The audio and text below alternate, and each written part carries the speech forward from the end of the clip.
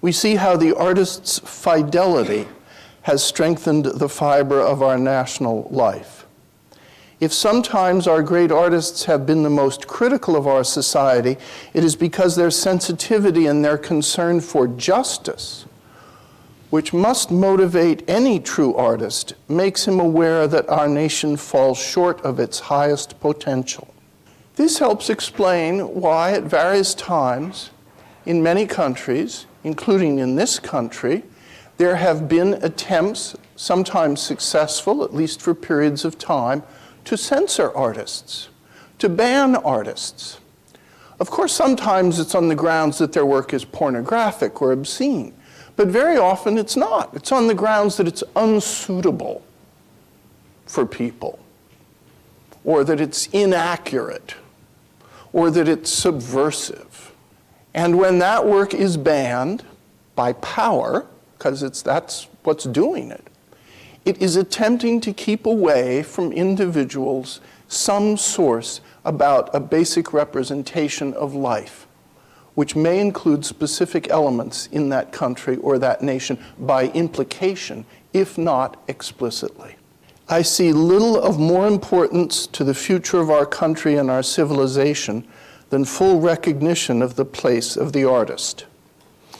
Well, you can say, of course, you'd expect him to say something like that at Amherst College for Robert Frost, but I think Kennedy believed that. He was a considerable reader. He loved literature. He cared about it. Farther down on that page, he says, I look forward to a great future in America in which our country will match its military strength with our moral restraint, its wealth with our wisdom, its power with our purpose. Some interesting use of schemes there as well. And then the next paragraph, I look forward to an America which will reward achievement in the arts as we reward achievement in business or statecraft. I'm not sure we've quite gotten there yet, but one of the things that Kennedy did was he prompted the building of the Kennedy Center for the Performing Arts in Washington, D.C., where national honors are held, where there are national performances, where people are invited, and where a very broad representative group of artists in music and theater and dance have performed over many years. That building was built by a bipartisan effort of people in Congress who felt that they wanted to honor Kennedy in some kind of way, and that a center for the arts, for the performing arts, would be the best way to do it. That's how that building came about. You probably don't have it with you, but that's okay. Just want you to listen to something I'm going to read from the source book. This is Daniel Webster, and Webster was considered very much one of the great orators of his day. He indeed was, and there were times when people thought that he would be president. Of course, he never became president. But Daniel Webster, from Massachusetts, gives in Congress an address on the literary character of John Adams and Thomas Jefferson, their literary character. You probably all know that Jefferson and Adams died on the same day. And I think when Adams died, one of the last things he said was, Jefferson still lives. But I think Jefferson had died earlier that day. I think that's right. Anyway, they died on the same day. You know what day it was? July 4th. It was exactly 50 years after the Declaration of Independence was put forward. 50 years to the day, and they both died on that same day. One in Virginia, one in Massachusetts. So Webster wants to say a word about these two individuals after their death. Just read this. It's what he says.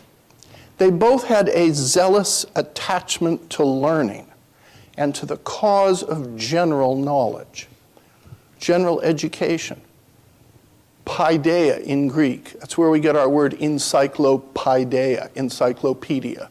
It means knowledge, general knowledge, a conspectus, a wide view of things. They were scholars. Calls them scholars, ripe and good scholars, widely acquainted with ancient and modern literature. But also being people with busy lives and great objects, their attainments in letters did not become showy or obtrusive. In other words, they didn't go around quoting things for the sake of quoting them or showing that they knew a lot of literature. They assimilated it into their actions and their decisions and their judgment. It wasn't for show.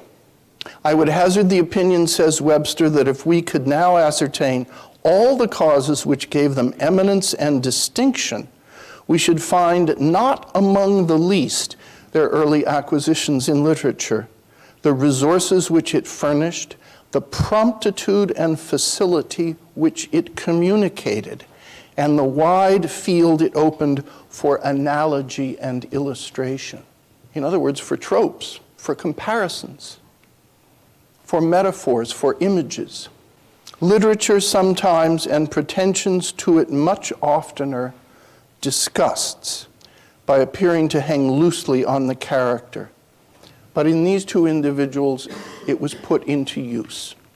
The question, after all, if it be a question, is whether literature, ancient as well as modern, does not assist a good understanding, improve natural taste, and add polished armor to native strength, and render its possessor not only more capable of deriving private happiness from contemplation and reflection on that literature, but more accomplished also for action in the affairs of life, and especially for public action. This from Webster, who was one of the consummate individuals of public action himself. Now, we've been sitting in a classroom here all this term, and not too far from us, right over there, behind you, Seth, about 50 yards, is a statue. You probably all passed it many times. It's a statue of an individual who was prominent in Massachusetts politics and national politics. Anybody know who that statue is of? Anybody ever look at the name on it? I know statues are boring. Some of them are not perhaps to the right person any longer, depending on what they did, but this is a very interesting one. You see it's right out there? Huh? Can you see it? Seth, get up and go to the window, see if you can see that statue from here. Can you? I see it, but you do see it. there's no nameplate. No, you can't see the nameplate because it's on the other side of the statue. There it is. I want everyone the next time they cross the street here to look at that statue for at least 3 seconds. That's Charles Sumner. He's a great abolitionist from the state of Massachusetts. He was the man who was almost beaten to death in Congress when it was said he insulted a Southern legislator who came up to him with a cane and beat him, almost killed him. He was a person who loved literature, read it, cared about it. And one of the individuals who read his work and admired it and promulgated it was Frederick Douglass, who also cared about and loved literature, not just rhetoric and oratory, but literature, because of what it gave. So when Webster talks about literature preparing one in part, or having the capacity to prepare one for public action, he has very specific examples in mind. He doesn't mention himself, though he could. This is true of so many figures. You look at Rachel Carson. She loved literature. She started college as an English major. And her writing never would have had the impact it had she not cared about literary expression. Just wouldn't have. Anyone know the original title of Silent Spring? It's a nice title, isn't it? It evokes a kind of terrible thing, Silent Spring. This is where there are no birds left, no creatures making any noise. Why? Because the pesticides and the herbicides have killed them all. It's close to it, Jake, yes. The original title was Man's War Against Nature. Now, why do you think she changed the title, Jake? Do you have any idea? You think she wanted to publish a book called Man's War Against Nature? That's a tough decision. I guess Silent Spring is a little more poetic. It kind of catches the eye. Yeah, it is more poetic. Yeah, for sure. And sort of on the same note, Man's War Against Nature is very on the nose. Like you wouldn't want to, if you were opposed to that idea, you would never pick up the book. Yes, you might immediately say, oh. Now, of course, eventually some people did anyway, but it creates an almost a kind of barrier to entry by being so polemical in the title itself. I want to turn now, before we end, just to these two Nobel Prize speeches, because both of them try to express the spirit that Kennedy talks about in Frost in their own way. This is on page 179 of In Our Own Words. William Faulkner. Your headnote is interesting and informative about this. Faulkner didn't want to go to accept the award. He's kind of like Bob Dylan in some ways, I guess. He didn't want to go. But he finally went. And apparently the night before, so the headnote says he was so nervous about speaking that he drank a lot, which is not a good idea when you're nervous about doing anything the next day particularly. So he arrives, as the description is here, haggard and hungover. But he gives this marvelous address. I feel this award was not made to me as a man, but to my work. A life's work in the agony and sweat of the human spirit. There's that word spirit again. The human spirit, something which did not exist before. That's what his work has created. So this award is only mine in trust. That is to say, he is simply another artist who is doing what other artists do, which is to create something that has not existed before, which reflects the human spirit, or as he talks about it in the next paragraph, the problems of the human heart in conflict with itself. So many psychological difficulties we have arise from inner conflicts. So many difficulties that countries have arise from conflicts within the country. So many difficulties in international relations arise out of conflicts among nations. Impossible to escape conflict. You have to deal with it. And writing is one way to depict and deal with it. At the top of the next page, 180, he must learn them again. He must teach himself that the basest of all things is to be afraid. And teaching himself that, forget it forever, leaving no room in his workshop for anything but the old verities and truths of the heart, the universal truths lacking which any story is ephemeral and doomed. And by universal truths here, he doesn't mean the dictates of some sect or dogma or even country. What he means is, and here's this apposition set off by dashes, a dash, love and honor and pity and pride and compassion and sacrifice. A wonderful example of polysyndeton. Love and honor and pity and pride and compassion and sacrifice. Until he learns these things, he will write as though he stood among and watched the end of man. I decline to accept the end of man. Don't forget, he's delivering this speech at a very tense moment in the Cold War.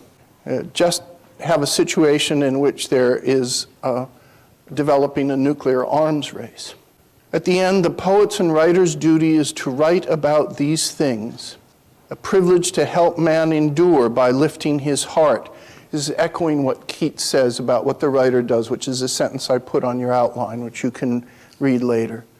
By reminding any reader of the courage and honor and hope and pride and compassion and pity and sacrifice which have been the glory of his past. So much that has gone on in the past, and much suffering. And it is all dependent upon how we use it and see it. The poet's voice need not merely be the record of man. It can be one of the props, the pillars, to help him endure and prevail. Human beings need all the help they can at many places in their lives. And some communities need all the help they can get at some junctures of history. And what Faulkner is saying here is that it is possible that the record of the arts, that literature, can be a help. In part because when you read certain things, you know that someone else has been through something terrible themselves. and that was real, and that they did endure in many cases. They did survive. They did get through things. They were resourceful, no matter how hard it seems. Singer, in 1978, this is on page 328, says something quite similar, not exactly the same. The storyteller and poet of our time, as in any other time, must be an entertainer of the spirit in the full sense of the word. There's that word spirit again. Not just a preacher of social or political ideals. There's no paradise for bored readers and no excuse for tedious literature that does not intrigue the reader, uplift his spirit, give him the joy and escape that true art always grants. There's that side to literature. Enjoyment, entertainment, pleasure. Nevertheless, it is also true that the serious writer of our time must be deeply concerned about the problems of his generation. And I think really fine writers are, perhaps by indirection, if not direction. Now, these literary qualities are ones which abide in literature itself, but they can also abide in writing and in acting and in speaking. Webster's suggestion about Adams and Jefferson was that their literary learning, they were capable of transmuting into action, into communication, into eloquence, into persuasion, into the ability to compromise, and into the ability to understand the strangeness of someone else's experience also. Don't forget, when those individuals gathered in Philadelphia in 1776, they came from very disparate parts of the east coast of this continent, and they had very different experiences behind them, including different religious beliefs. They seem to us homogeneous, and they were in some ways, but to one another they did not. They did not seem homogeneous. They had very significant differences.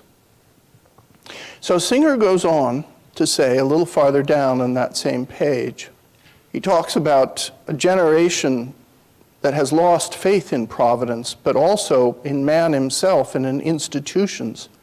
And in their despair, a number of those who no longer have confidence in the leadership of our society look up to the writer, the master of words. They hope against hope that the man of talent and sensitivity can perhaps rescue civilization.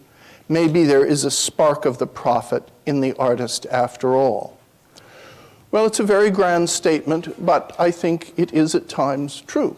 There are many instances in which a community will turn to an artist or a writer or perhaps even a musician to give that community some sense of inspiration or hope, some sense of trust, some sense of solidarity. I am not ashamed to admit that I belong to those who fantasize that literature is capable of bringing new horizons and new perspectives. Then he says something which is unexpected at the end. It's a little twist. He says, I found comfort in such pessimists and decadents as Baudelaire, Verlaine, Edgar Allan Poe, and Strindberg. Now, why would you feel comfort in pessimists and decadents? This is an almost inexplicable element in his statement. Philip, do you want to try? This is a difficult question. You want to try an answer to that? Why do you think he might say he found comfort in pessimists and decadents? I think sometimes people find it easy to be pessimistic, that there's some sort of way out of, believing in something earnestly and to say, well, I'm just going to be the pessimist here, and it's easy and simple and provides simple answers. Fair enough. Katie? I think that's true, but I also think there can be a sort of genuine comfort, and I think maybe our generation can relate to it more. This is going to sound weird for a second, but like memes and are often like very, there's a lot of dark humor, there's a lot of acknowledging things being difficult or unfortunate. but there's also a sort of comfort in that it's shared and that it's, Yes. Relatable. That's good also. He does, yes? I was thinking he also might take comfort in the fact that, like, if Poe was a pessimist 100 years ago and everything seems to be all right now, then if he's a pessimist now, then 100 years from now, things might be all right as There's well. something to that too, yes. I'm not sure everything is all right now. You didn't mean that, I know, but some things are better. Some things are better. We don't have quite the problem with tuberculosis that we did, say, when Poe was alive, things like that. Yes, and one final comment. Yep. I think that can come from pessimism is being pleasantly surprised by things that happen in the world because you assume the worst. All right, yes, that can happen, although I'm not sure we want to be intentional pessimists so that then we can be surprised by good things. But part of it, too, is what he says, there is always a background of faith behind resignation. It's an interesting claim. There's always, he says, at least in these writers. And that these writers, what did they do about their pessimism? They wrote about it. They did. They wrote about it. They did something about that conflict. They expressed it. The first thing to do in facing a problem that is serious, that makes one pessimistic, is to walk up to it and see what it is like. Describe it. Look at it in the face. See what it is. Confront it. And I think that is what he's saying about these writers, that they did that. And if they could do that, then it means others can do that too.